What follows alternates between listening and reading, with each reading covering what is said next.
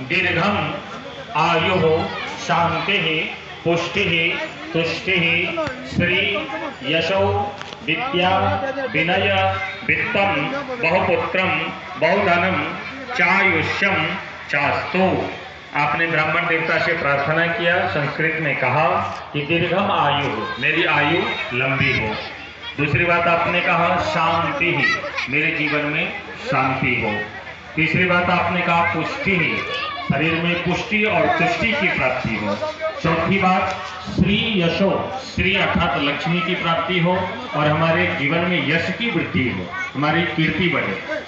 और पांचवी बात आपने कहा विद्या, हमारे घर में उत्तरोत्तर माँ भगवती सरस्वती की कृपा हो और विद्या की अभिवृद्धि हो। और फिर आपने कहा विनय, सब कुछ हमारे जीवन में हो और विनय नहीं हो, सरलता नहीं हो हमारे अंदर, तो सब व्यर्थ है।